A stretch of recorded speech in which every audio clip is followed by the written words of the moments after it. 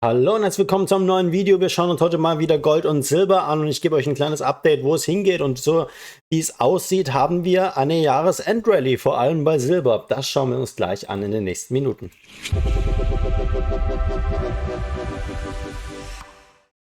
Ja, sehr spannende Bewegungen bei Gold und Silber, vor allem auch bei Silber, was wir uns natürlich heute auch im Detail anschauen werden. Und wir werden auch so ein bisschen einen Ausblick, oder ich werde versuchen, mal einen kleinen Ausblick zu geben, wo ich glaube, wo es in den nächsten Monaten hingehen kann. Also sprich, welche Kursziele wir in 2026, also früh 2026 vielleicht auch sogar sehen könnten. Ja, da reden wir von Gold bei 5.000 Dollar, vielleicht sogar höher und Silber sogar Richtung 100 Dollar. Wer hätte das gedacht? Tatsächlich ist es sehr, sehr bullisch. Aber wir schauen uns das Ganze mal an der Reihe nach. Doch bevor wir anfangen, natürlich noch der Risikohinweis, dass alles, was ich sage, keine Kaufs- oder Verkaufsempfehlung darstellt und auch keine Finanzberatung ist, sondern lediglich meine eigene Meinung. So, gehen wir mal rein und fangen mal an mit Gold.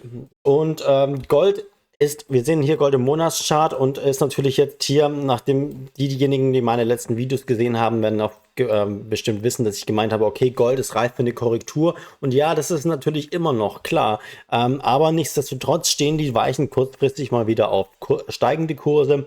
Vor allem auch Silber. Ich glaube, dass Silber hier so ein bisschen den Goldpreis mit nach oben zieht.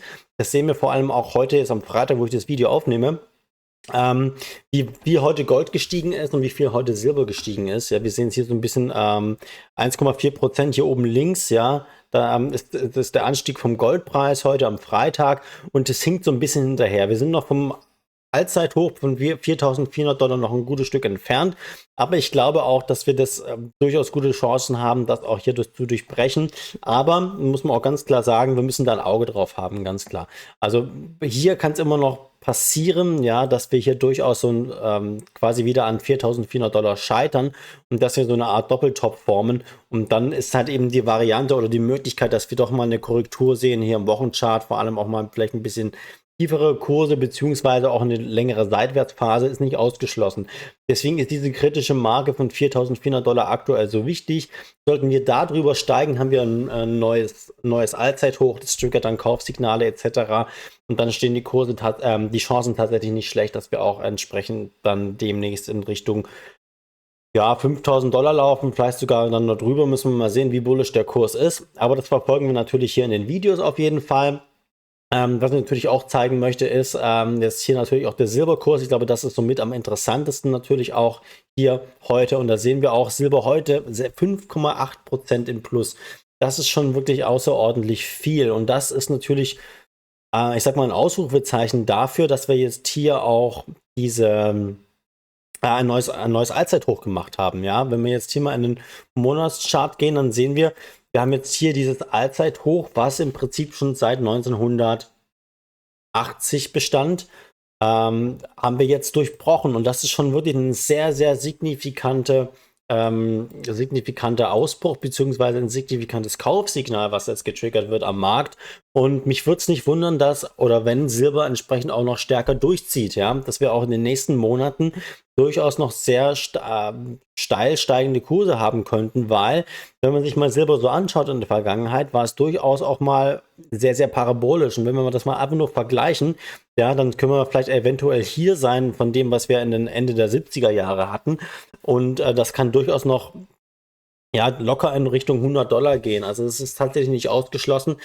Klar, woran mache ich das fest? Das ist natürlich immer schwierig in Zahlen zu fassen, beziehungsweise da jetzt irgendwie Beweise zu finden. Aber das ist halt einfach nur, sag mal, mehr oder weniger meine Erfahrung und so ein bisschen auch die Charttechnik, dass man hier einfach sagt, okay, es ist ein legitimes Ziel, aber wir müssen darauf achten, dass wir auf dem Weg nach oben keine Signale von Schwäche bekommen. Ja, dass wir jetzt hier zum Beispiel haben jetzt hier diesen Tagestrend, diesen Aufwärtstrend im Tageschart hier fortgesetzt. Ja, aber wenn wir dann hier weiter oben bei 70 Dollar, 80 Dollar, das können alles so Marken sein, wo der Kurs dann auch natürlich wieder drehen kann, wo wir dann wieder so eine Kurskorrektur sehen könnten. Und diese Korrektur, nachdem Silber so steil gelaufen ist, und ich glaube, dass wir jetzt tatsächlich wieder bei so einer Phase sein könnten, nachdem wir wieder einen Ausbruch geschafft haben, dass wir durchaus in den nächsten Wochen auch wieder eine sehr, sehr steile Bewegung bekommen dürften. Vor allem, weil wir natürlich auch Jahresendrallye haben. Wir haben auch so natürlich die Fed-Notenbank ist natürlich auch entsprechend ein wichtiger Faktor, wenn man hier die Zinsen weiter nach unten senkt und hier auch einen doppelten Ausblick gibt. Also, dass man auch in naher Zukunft noch weiter die Zinsen senken wird, dann ist es natürlich auch sehr, sehr bullisch für Gold. Und Silber natürlich auch. Dementsprechend steigen natürlich auch die Silberminenaktien, die gucken wir uns dann gleich auch in einem, oder beziehungsweise in einem weiteren Video dann in den nächsten Tagen an. Entweder Samstag oder Sonntag mache ich das dann online, das muss ich noch sehen. Aber für Silber sieht zumindest sehr, sehr interessant aus, ja. Und wie gesagt, wir stehen jetzt gerade wieder am Anfang im Aufwärtstrend. Vom RSI haben wir da auch noch Luft, ja. Im Vergleich dazu, das Gold im Monatschart hier schon sehr stark übergekauft ist, über 90, sind wir bei Silber doch noch relativ moderat. Und jetzt sind wir schon natürlich in relativ hohen Niveaus, aber das muss natürlich nicht bedeuten, dass wir jetzt sofort eine Korrektur anleiten, definitiv nicht. Vor allem nicht, weil wir jetzt hier ein neues Allzeithoch gemacht haben und zwar ein so signifikantes durchbrochen haben mit so viel Wucht. Ja, wenn wir das jetzt nur so ein bisschen angekratzt hätten mit so ein paar, 1-2%, dann wäre ich da vielleicht noch ein bisschen vorsichtig gewesen. Aber wenn wir jetzt so einen Ausbruch haben mit fast 6% an einem Tag und wann steigt Silber schon mal 6% an einem Tag, das ist halt wirklich schon ein Aushängeschild und bestätigt meines Erachtens einfach nur diese Fortsetzung dieses Aufwärtstrends. Und jetzt gilt es einfach nur mal herauszufinden bzw. abzuwarten und ein Auge drauf zu haben hier auf den Tageschart. Wie weit geht's? Wo könnten wir wieder drehen? Wo gibt es dann entsprechend Einstiegsmöglichkeiten? Und ich kann hier auch definitiv schon sagen, ich habe jetzt definitiv auch schon mal in größeren Mengen eine etwas größere Position als sonst mal in Silber- und Gold-ETF entsprechend positioniert, gekauft, um einfach jetzt diesen Aufwärtstrend nochmal schubweise mitzunehmen. Und ich weiß nicht genau, wie lange ich die ETFs halten werde, aber wir können auch da kurz mal reingehen. Ja, dann haben wir das auch angeschaut. Was machen denn die Goldminen-ETFs und die Silberminen-ETFs? Wenn der Gold-ETF steigt, beziehungsweise sieht eigentlich gar nicht mal so schlecht aus, beziehungsweise ist gerade dabei, ein neues Allzeithoch zu machen.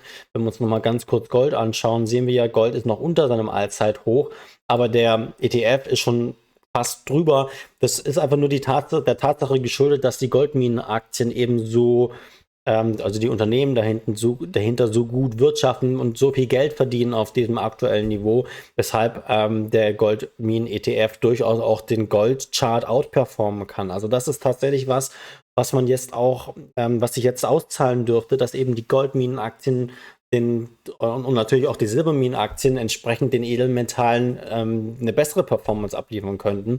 Und deswegen ja, habe ich mich entsprechend in die ETFs positioniert. Vor allem natürlich auch den Global X Silver Miners ETF, den ich hier mal rausgesucht habe. Der hinkt noch so ein bisschen dahinter her, aber wir sehen auch hier sehr, sehr starke Kursbewegungen, vor allem mit dem Gap nach oben.